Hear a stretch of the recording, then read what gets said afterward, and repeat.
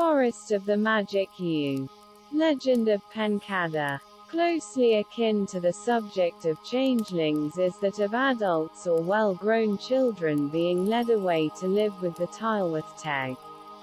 In this field the Welsh traditions are innumerable, and deal not only with the last century or two, but distinctly with the Middle Ages. Famed among British goblins are those fairies which are immortalized in the Tale of Elidurus. This tale was written in Latin by Giraldus Cambrensis, as he called himself, after the pedantic fashion of his day, a Welshman, born at Pembroke Castle, and a hearty admirer of everything Welsh, himself included. He was beyond doubt a man of genius, and of profound learning. In 1188 he made a tour through Wales, in the interest of the crusade then in contemplation, and afterwards wrote his book, a fascinating picture of manners and customs in Wales in the 12th century. The scene of the tale is that Vale of Neath, already named as a famous centre of fairyland. Elidurus, when a youth of 12 years, in order to avoid the severity of his preceptor, ran away from school. The boy every mark of contempt and derision. Notwithstanding every attempt for the space of a year, he never again could find the track to the subterraneous passage. He had made himself acquainted with the language of his late hosts, which was very conformable to the Greek idiom. When they asked for water, they said Euda Eudorum. When they want salt, they say Halgin Tidortum. Exactly similar to this medieval legend in spirit, although differing widely in detail, is the modern story of Shui Rhys, told to me by a peasant in Cardiganshire. Shui was a beautiful girl of 17, tall and fair, with a skin like ivory, hair black and curling, and eyes of dark velvet. She was but a poor farmer's daughter, notwithstanding her beauty, and among her duties was that of driving up the cows for the milking. Over this work she used to loiter sadly, to pick flowers by the way, or chase the butterflies, or amuse herself in any agreeable manner that fortune offered. For her loitering she was often chided. Indeed, people said Shui's mother was far too sharp with the girl, and that it was for no good the mother had so bitter a tongue. After all the girl meant no harm, they said. But when one night Shui never came home till bedtime, leaving the cows to care for themselves, Dame Rhys took the girl to task as she never had done before. "Isquy the road, mammy," said Shui, "I couldn't help it. It was the Tylwyth Teg." The dame was aghast at this, but she could not answer it, for well she knew the Tylwyth Teg were often seen in the woods of Cardigan. Shui was at first shy about talking of the fairies, but finally confessed they were, and concealed himself under the hollow bank of a river. After he had fasted in that situation for 2 days, 2 little men of pygmy stature appeared to him, and said, "If you will go with us, we will lead you into a country full of delights and sports." Assenting, Elidurus rose up and followed his guides through a path at first subterraneous and dark, into a most beautiful country, but obscure and not illuminated with the full light of the sun. All the days in that country were cloudy, and the nights extremely dark. The boy was brought before the king of the strange little people, and introduced to him in the presence of his court. Having examined Elidurus for a long time, the king delivered him to his son, that prince being then a boy. The men of this country, though of the smallest stature, were very well proportioned, fair complexioned, and wore long hair. They had horses and greyhounds adapted to their size. They neither ate flesh nor fish, but lived on milk diet, made up into messes with saffron. As often as they returned from our hemisphere, they reprobated our ambition, infidelities, and inconstancies, and though they had no form of public worship, were, it seems, strict lovers and reverers of truth. The boy frequently returned to our hemisphere, sometimes by the way he had gone, sometimes by others, at first in company, and afterwards alone, and made himself known only to his mother, to whom he described what he had seen. Being desired by her to bring her a present of gold, with which that country abounded, he stole, whilst at play with the king's son, a golden ball with which he used to divert himself, and brought it in haste to his mother, but not unpursued. For, as he entered the house of his father, he stumbled at the threshold, the ball fell, and two pygmies seizing it, departed, showing little men in green coats, who danced around her and made music on their tiny harps, and they talked to her in language too beautiful to be repeated. Indeed, she couldn't understand the words, though she knew well enough what the fairies meant. Many a time after that Shui was late, but now nobody chided her, for fear of offending the fairies. At last one night Shui did not come home at all. In alarm the woods were searched, there was no sign of her, and never was she seen in Cardigan again. Her mother watched in the fields on the Tir Nos Ysbrydion, all 3 nights of the year when goblins are sure to be abroad, but Shui never returned. Once indeed there came back to the neighborhood a wild rumor that Shui Rhys had been seen in a great city in a foreign land, Paris, perhaps, or London, who knows. But this tale was in no way injurious to the sad belief that the fairies had carried her off. They might take her to those well-known centers of idle and sinful pleasure, as well as to any other place. An old man who died in St. Dogmell's Parish, Pembrokeshire, a short time since viz.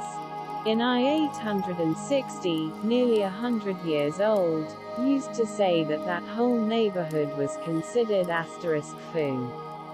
It was a common experience for men to be led astray there all night, and after marvelous adventures and untellable trampings, which seemed as if they would be endless, to find when day broke that they were close to their own homes. In one case, a man who was led astray chanced to have with him a number of hoop rods, and as he wandered about under the influence of the deluding phantom, he was clever enough to drop the rods one by one, so that next day he might trace his journeyings. When daylight came, and the search for the hoop rods was entered on, it was found they were scattered over miles upon miles of country.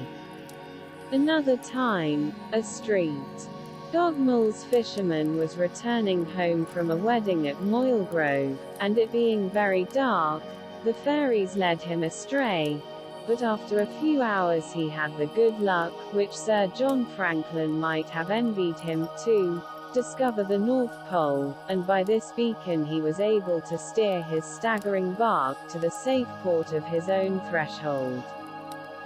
It is even gravely stated that a severe and dignified clerical person, no longer in the frisky time of life, but advanced in years, was one night forced to join in the magic dance of St.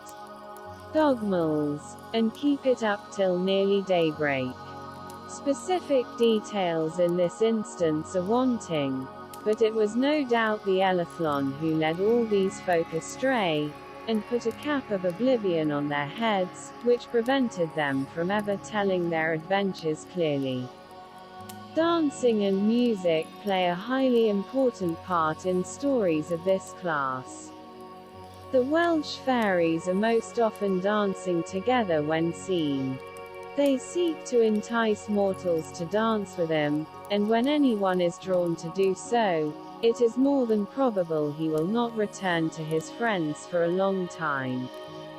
Edmund William Rhys, of Avery's Truth, was thus drawn away by the fairies, and came back at the year's end, looking very bad. But he could not give a very clear account of what he had been about, only said he had been dancing. This was a common thing in these cases. Either they were not able to, or they dared not, talk about their experiences.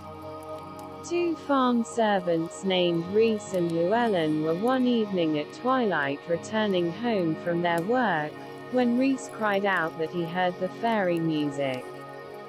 Llewellyn could hear nothing, but Rhys said it was a tune to which he had danced 100 times, and would again, and at once. "Go on," says he, "and I'll soon catch you up again." Llewellyn objected, but Rhys stopped to hear no more. He bounded away and left Llewellyn to go home alone, which he did, believing Rhys had merely gone off on a spree, and would come home drunk before morning. But the morning came, and no Rhys. In vain search was made, still no Rhys. Time passed on, days grew into months, and at last suspicion fell on Llewellyn, that he had murdered Rhys. He was put in prison.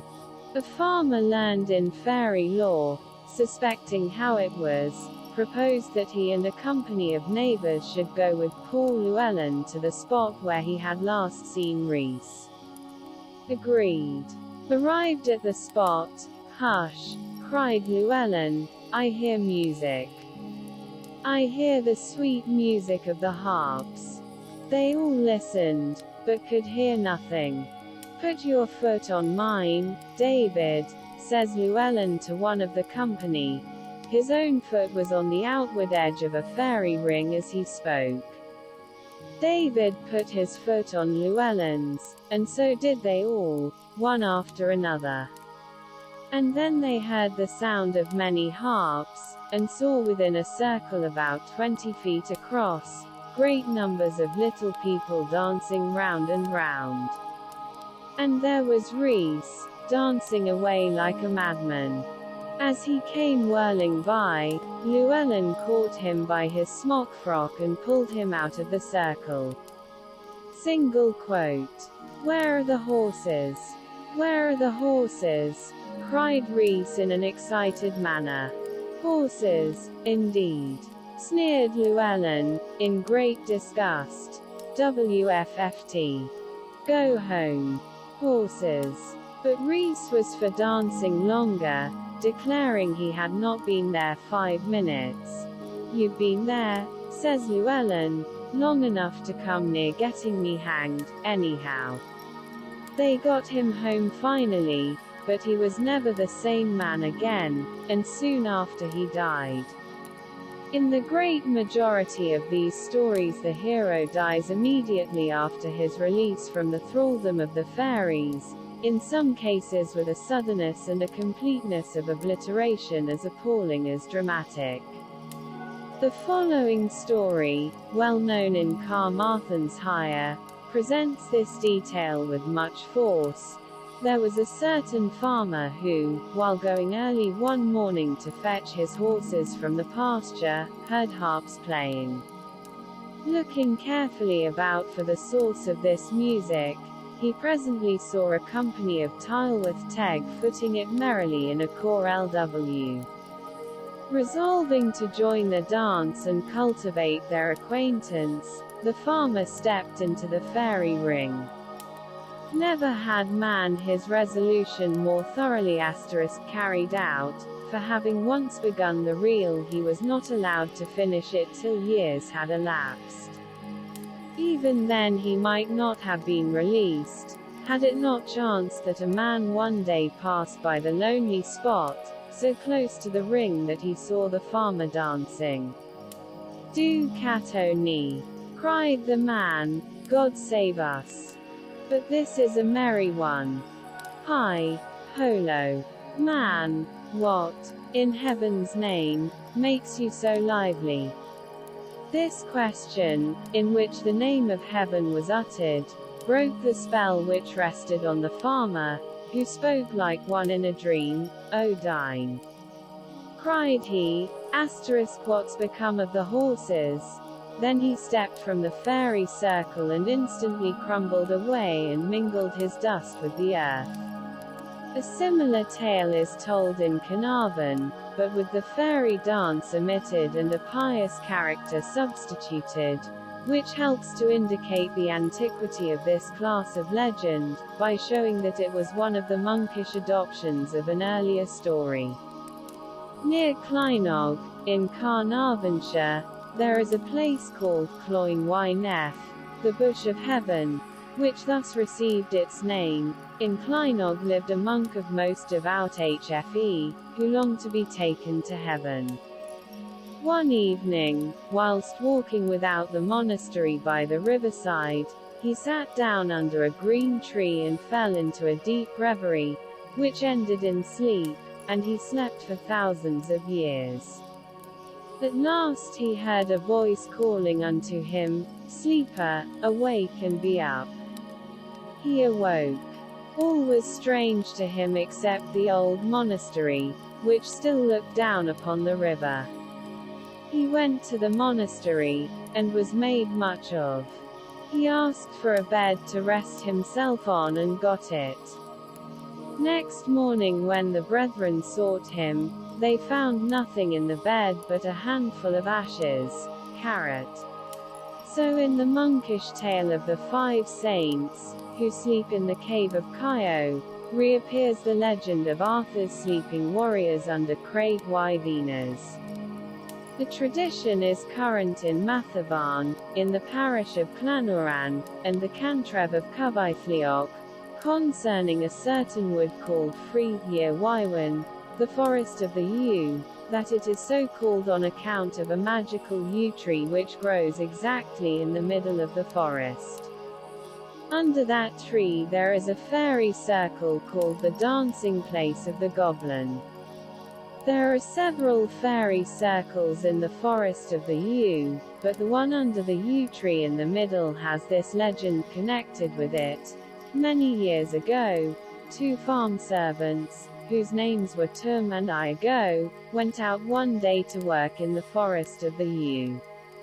Early in the afternoon the country became covered with so dense a mist that the youths thought the sun was setting, and they prepared to go home.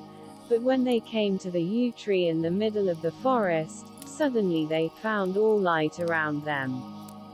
They now thought it too early to go home, and concluded to lie down under the yew tree and have a nap.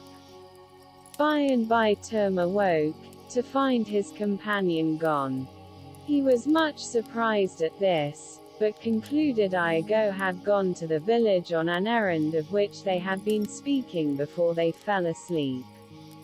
So Tum went home, and to all inquiries concerning Iago, he answered, gone to the cobblers in the village. But Lago was still absent next morning, and now Tum was cross-questioned severely as to what had become of his fellow servant. Then he confessed that they had fallen asleep under the yew where the fairy circle was, and from that moment he had seen nothing more of Lago. They searched the whole forest over, and the whole country round, for many days, and finally Tum went to a GW of RWYDD, or conjurer, a common trade in those days, says the legend. The conjurer gave him this advice: go to the same place where you and the lad slept. Go there exactly a year after the boy was lost. Let it be on the same day of the year and at the same time of the day, but take care that you do not step inside the fairy ring. Stand on the border of the green circle you saw there, and the boy will come out with many of the goblins to dance. When you see him so near to you that you may take hold of him, snatch him out of the ring as quickly as you can." These instructions were obeyed. Iago appeared, dancing in the ring with the Tylwyth Teg, and was promptly plucked forth. "Do! Do!" cried Tom. "How wan and pale you look! And don't you feel hungry too?" "No," said the boy, "and if I did, have I not here in my wallet the remains of my dinner that I had before I fell asleep?" But when he looked in his wallet, the food was not there. "Well, it must be time to go home," he said, with a sigh, for he did not know that a year had passed by. His look was like a skeleton, and as soon as he had tasted food, he mouldered away. Taffy ap Sion, the shoemaker's son, living near Pencader, Carmarthenshire, was a lad who many years ago entered the fairy circle on the mountain hard by there, and having danced a few minutes, as he supposed, chanced to step out. He was then astonished to find that the scene which had been so familiar was now quite strange to him. Here were roads and houses he had never seen, and in place of his father's humble cottage there now stood a fine stone farmhouse. About him were lovely cultivated fields instead of the barren mountain he was accustomed to. "Ah," thought he, "this is some fairy trick to deceive my eyes. It is not 10 minutes since I stepped into that circle, and now when I step out they have built my father a new house. Well, I only hope it is real. Anyhow, to go and see." So he started off by a path he knew instinctively, and suddenly struck against a very solid hedge. He rubbed his eyes, felt the hedge with his fingers, scratched his head, felt the hedge again, ran a thorn into his fingers and cried one out, *WB. This is no fairy hedge anyhow, nor, from the age of the thorns, was it grown in a few minutes' time. So he climbed over it and walked on. "Here was I born," said he, as he entered the farmyard, staring wildly about him, "and not a thing here do I know." His mystification was complete when there came bounding towards him a huge dog, barking furiously. "What dog is this? Get out, you ugly brute! Don't you know I'm master here? One, at least, when mother's from home, for father, one don't count." But the dog only barked the harder. "Surely," muttered Taffy to himself, "I have lost my road and am wandering through some unknown neighborhood. But no, yonder is the correct here." And he stood staring at the well-known erect stone thus called, which still stands on the mountain south of Pencader, and is supposed to have been placed there in ancient times to commemorate a victory. As Taffy stood thus looking at the long stone, he heard footsteps behind him, and turning, beheld the occupant of the farmhouse, who had come out to see why his dog was barking. Poor Taffy was so one ragged and wan that the farmer's Welsh heart was, at once stirred to sympathy. "Who are you, poor man?" he asked. To which Taffy answered, "I know who I was, but I do not know who I am now. I was the son of a shoemaker who lived in this place, this morning. For that rock, though it is changed a little, I know too well." "Poor fellow," said the farmer, "you have lost your senses. This house was built by my great-grandfather, repaired by my grandfather, and that part there, which seems newly built, was done about 3 years ago at my expense. You must be deranged, or have missed the road. but come in and refresh yourself with some victuals, and rest." Taffy was half persuaded that he had overslept himself and lost his road, but looking back he saw the rock before mentioned, and exclaimed, "It is but an hour since I was on yonder rock robbing a hawk's nest. Where have you been since?" Taffy related his adventure. "Ah," quoth the farmer, "I see how it is. You have been with the fairies. Pray, who was your father?" "Sion Evan y Cryddo Glanryd," was the answer. "I never heard of such a man," said the farmer, shaking his head, "nor of such a place as Glanryd, either, but no matter. After you have taken a little food we will step down to Sion, at Pencader, who will probably be able to tell us something." With this he beckoned Taffy to follow him, and walked on, but hearing behind him the sound of footsteps growing weaker and weaker, he turned round, when to his horror he beheld the poor fellow crumble in an instant to about a thimbleful of black ashes. The farmer, though much terrified at this sight, preserved his calmness sufficiently to go at once and see old Catty, the aged crone he had referred to, who lived at Pencader, nearby. He found her crouching over a fire of sticks, trying to warm her old bones. "And how do you do the day, Catty Sion?" asked the farmer. "Ah," said old Catty, "I'm wonderful well, farmer, considering how old I am." "Yes, yes, you're very old. Now, since you are so old, let me ask you, do you remember anything about Sion y Cryddo Glanryd? Was there ever such a man, do you know, Slon Glanryd?" "Oh, I have some faint recollection of hearing my grandfather, old Evan Shenkin, Pencader, relate that Sion's son was lost one morning, and they never heard of him afterwards, so that it was said he was taken by the fairies. His father's cot stood somewhere near your house. Were there many fairies about at that time?" asked the farmer. "Oh yes, they were often seen on yonder hill, and I was told they were lately seen in Panchon Shenken, eating flummery out of eggshells, which they had stolen from a farm hard by." "Dear Anwulfi!" cried the farmer, "dear me! I recollect now, I saw them myself." Single quote. Panchon Karat Shenken, it must be here remarked, was a famous place for the Carmarthenshire fairies. The traditions thereabout respecting them are numerous.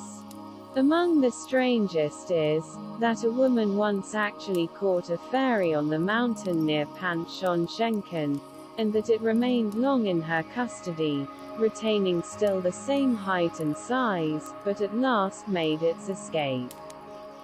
Another curious tradition relates that early one Easter Monday, when the parishioners of Pencarreg and Kyo were met to play at football, they saw a numerous company of Tylwyth Teg dancing.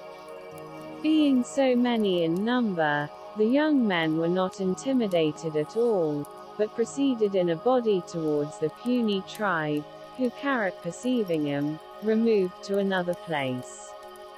The young men followed, whereupon the little folks suddenly appeared dancing at the first place. Seeing this, the men divided and surrounded them, when they immediately became invisible, and were never more seen there. Ignorance of what transpired in the fairy circle is not an invariable feature of legends like those we have been observing. In the story of Tudur of Llangollen, preserved by several old Welsh writers, the hero's experiences are given with much liveliness of detail. The scene of this tale is a hollow near Llangollen, on the mountainside halfway up to the ruins of Dinas Bran Castle, which hollow is to this day called Nant Llewellyn. It obtained its name, according to tradition, in this wise: a young man, called Tudur ap Einion Gloff, used in old times to pasture his master's sheep in that hollow. One summer's night, when Tudur was preparing to return to the lowlands with his woolly charge, there suddenly appeared, perched upon a stone near him, *a little man in moss breeches with a fiddle under his arm. He was the tiniest wee specimen of humanity imaginable. His coat was made of birch leaves, and he wore upon his head a helmet which consisted of a gorse flower, while his feet were encased in pumps made of beetles' wings. He ran his fingers over his instrument, and the music made Tudur's hair stand on end. "Nos darch, said the little man, which means, good night to you, in English. "Ac I quithou," replied Tudur, which again, in English, means the same to you. Then continued the little man, "You are fond of dancing, Tudur, and if you but tarry a while you shall behold some of the best dances in Wales, and I am the musician." Quoth Tudur, "Then where is your harp? A Welshman even cannot dance without a harp." "Oh," said the little man, "I can discourse better dance music upon my fiddle." "Is it a fiddle you call that stringed wooden spoon in your hand?" asked Tudur, for he had never seen such an instrument before. And now Tudur beheld through the dusk hundreds of pretty little sprites converging towards the spot where they stood, from all parts of the mountain. Some were dressed in white, and some in blue, and some in pink, and some carried glowworms in their hands for torches. And so lightly did they tread that not a blade nor a flower was crushed beneath their weight, and every one made a curtsy or a bow to Tudur as they passed, and Tudur doffed his cap and moved to them in return. Presently the little minstrel drew his bow across the strings of his instrument, and the music produced was so enchanting that Tudur stood transfixed to the spot. At the sound of the sweet melody, the Tylwyth Teg ranged themselves in groups, and began to dance. Now of all the dancing Tudur had ever seen, none was to be compared to that he saw at this moment going on. He could not help keeping time with his hands and feet to the merry music, but he dared not join in the dance, for he thought within himself that to dance on a mountain at night in strange company, to perhaps the devil's fiddle, might not be the most direct route to heaven. But at last he found there was no resisting this bewitching strain, joined to the sight of the capering Ellyllon. "Now for it, then!" screamed Tudur, as he pitched his cap into the air under the excitement of delight. "Play away, old devil, brimstone and water, if you like." No sooner were the words uttered than everything underwent a change. The gorse blossom cap vanished from the minstrel's head, and a pair of goat's horns branched out instead. His face turned as black as soot. A long tail grew out of his leafy coat, while cloven feet replaced the beetle wing pumps. Tudur's heart was heavy, but his heels were light. Horror was in his bosom, but the impetus of motion was in his feet. The fairies changed into a variety of forms. Some became goats, and some became dogs, some assumed the shape of foxes, and others that of cats. It was the strangest crew that ever surrounded a human being. The dance became at last so furious that Tudur could not distinctly make out the forms of the dancers. They reeled around him with such rapidity that they almost resembled a wheel of fire. Still Tudur danced on. He could not stop.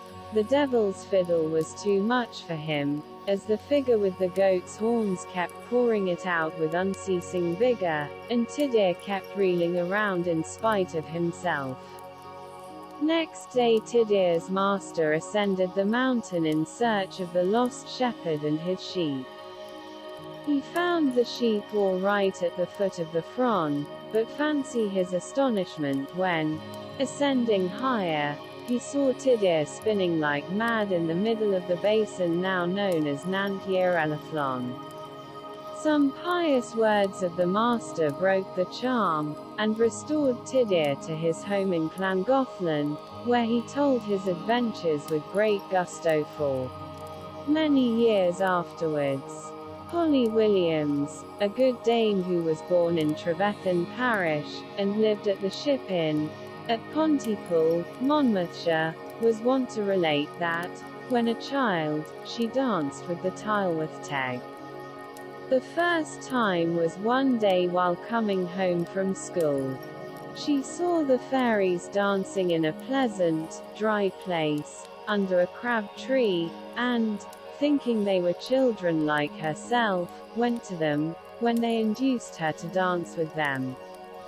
She brought them into an empty barn and they danced there together. After that, during 3 or 4 years, she often met and danced with them, when going to or coming from school. She never could hear the sound of their feet, and having come to know that they were fairies, took off her Folokai clogs, so that she, too, might make no noise, fearful that the clattering of her clog-shodden feet was displeasing to them. They were all dressed in blue and green aprons, and, though they were so small, she could see by their mature faces that they were no children. Once when she came home barefoot, after dancing with the fairies, she was chided for going to school in that condition, but she held her tongue about the fairies, for fear of trouble, and never told of them till after she grew up. She gave over going with them to dance, however, after 3 or 4 years, and this displeased them. They tried to coax her back to them, and, as she would not come, hurt her by dislocating one of her walking members, which, as a euphemism for legs, surpasses anything charged against American prudery. Contrasting strongly with this matter-of-fact account of a modern witness is the glowing description of fairy life contained in the legend of the Fairies of Frennifawr. About 10 miles south of Cardigan is the Pembrokeshire mountain called Frennifawr, which is the scene of this tale. A shepherd's lad was tending his sheep on the small mountains called Frennifawr one fine morning in June. Looking to the top of Frennifawr to note what way the fog hung, for if the fog on that mountain hangs on the Pembrokeshire side, there will be fair weather. If on the Cardigan side, storm, he saw the Tylwyth Teg, in appearance like tiny soldiers, dancing in a ring. He set out for the scene of revelry, and soon drew near the ring where, in a company of males and females, they were footing it to the music of the harp.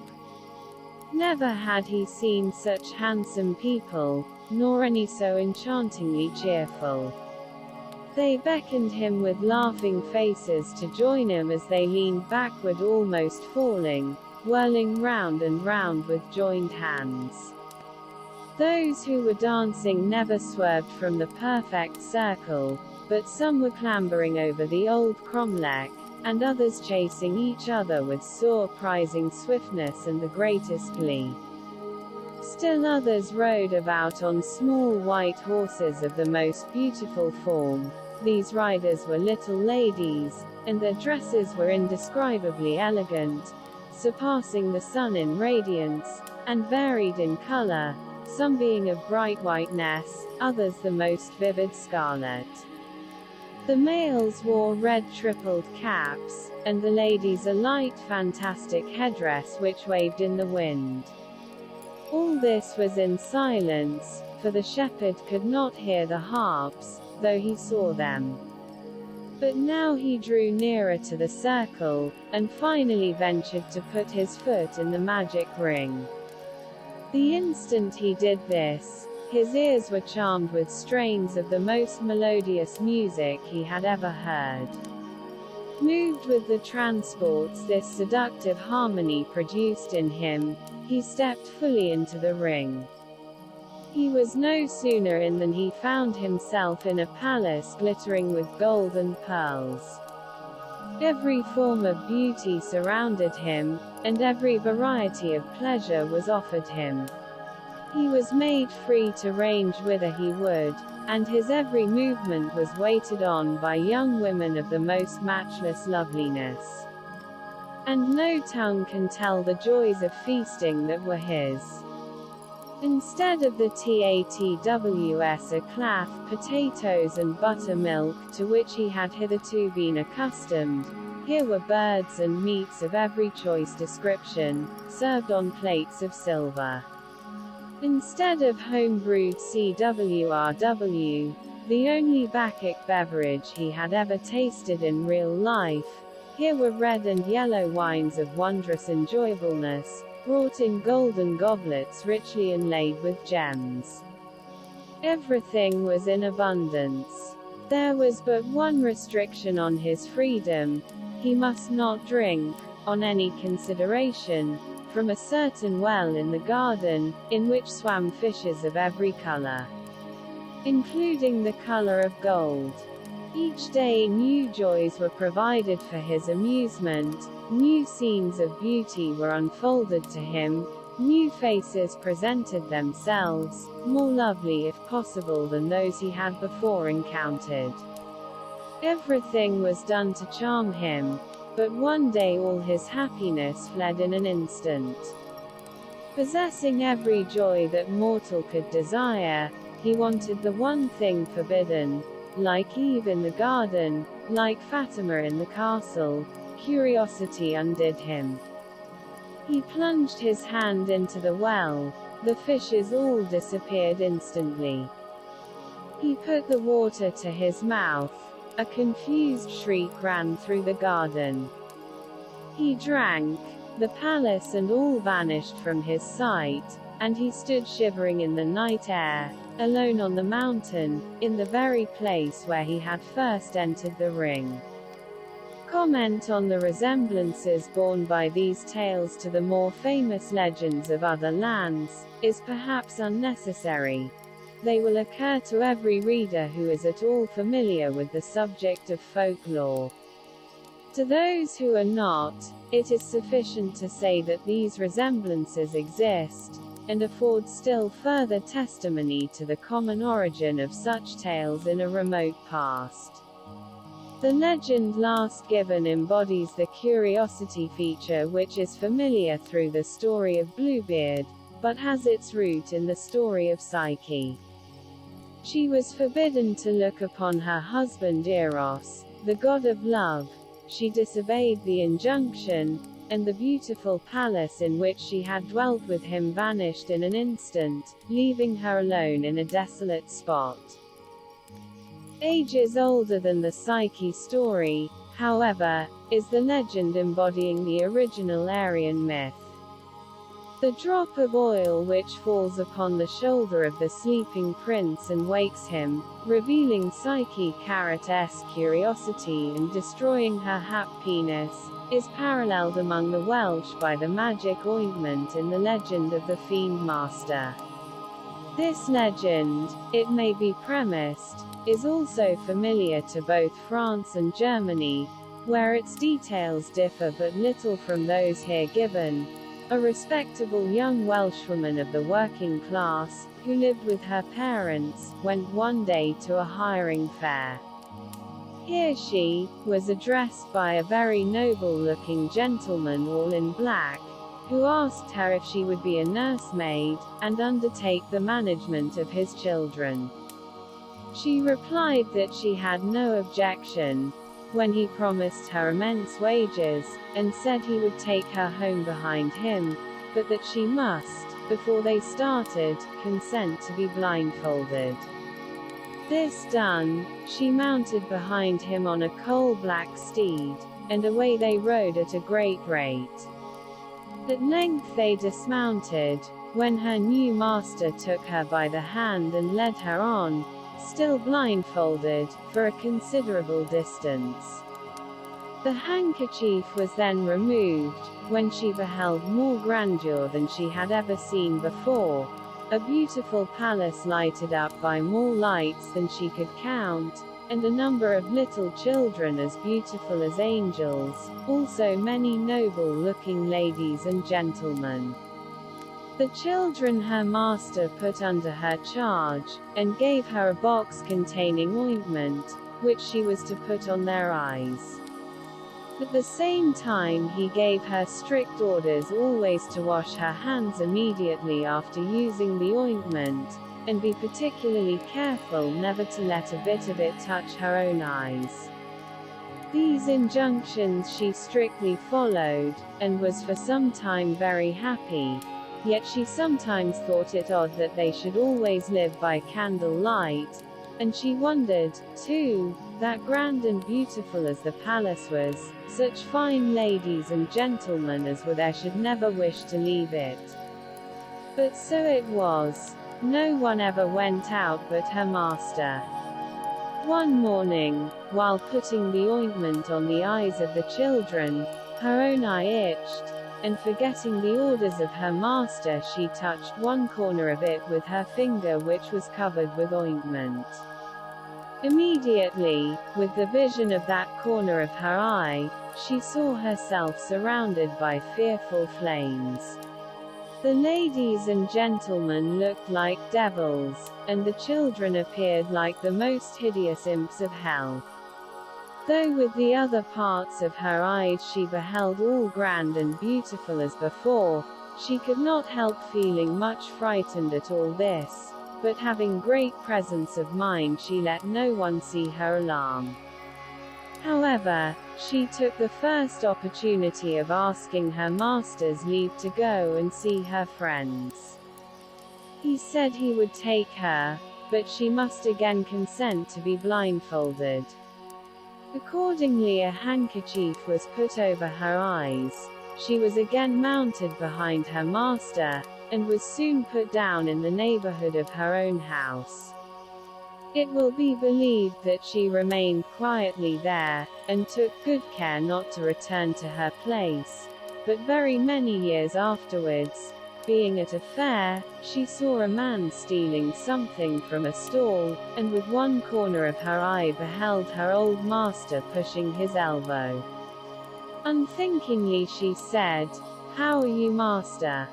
How are the children?" He said, "How did you see me?"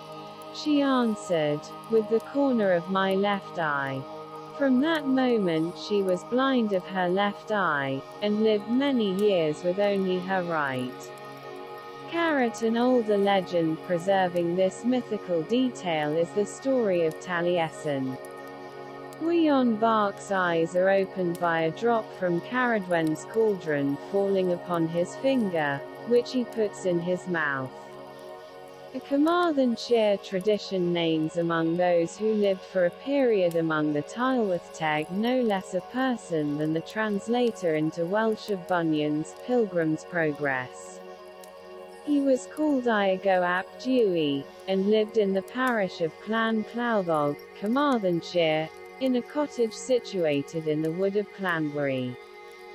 He was absent from the neighborhood for a long period, and the universal belief among the peasantry was that Iago got out of bed one night to gaze on the starry sky, as he was accustomed, astrology being one of his favorite studies, and whilst thus occupied the fairies, who were accustomed to resort in a neighboring wood, passing by, carried him away, and he dwelt with them 7 years.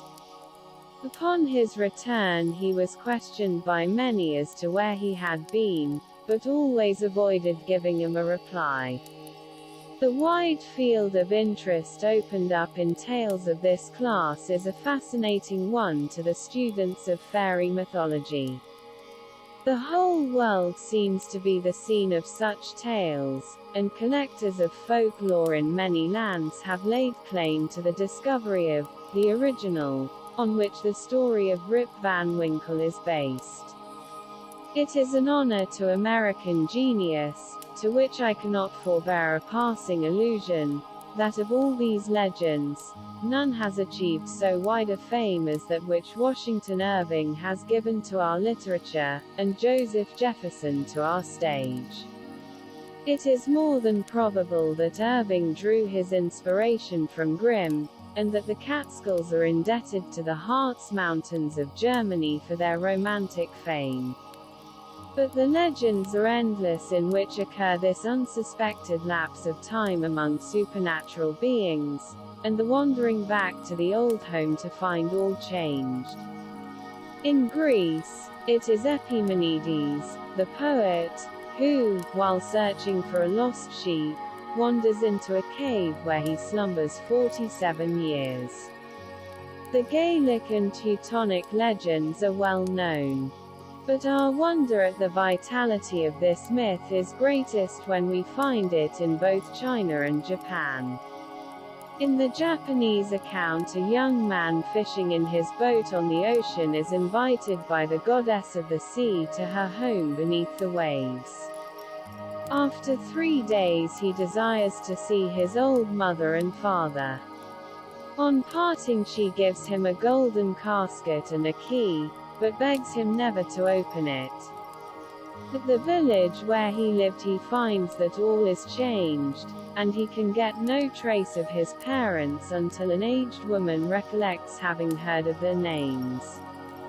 He finds their graves 100 years old. Thinking that 3 days could not have made such a change, and that he was under a spell, he opens the casket.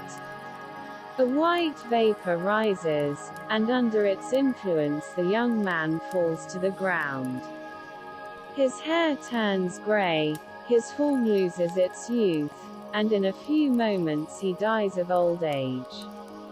The Chinese legend relates how 2 friends wandering amongst the ravines of their native mountains in search of herbs for medicinal purposes, come to a fairy bridge where 2 maidens of more than earthly beauty are on guard. They invite him to the fairy land which lies on the other side of the bridge, and the invitation being accepted, they become enamored of the maidens, and pass what to them seems a short though blissful period of existence with the fairy folk. At length they desire to revisit their earthly homes and are allowed to return, when they find that 7 generations have lived and died during their apparently short absence, they themselves having become centenarians.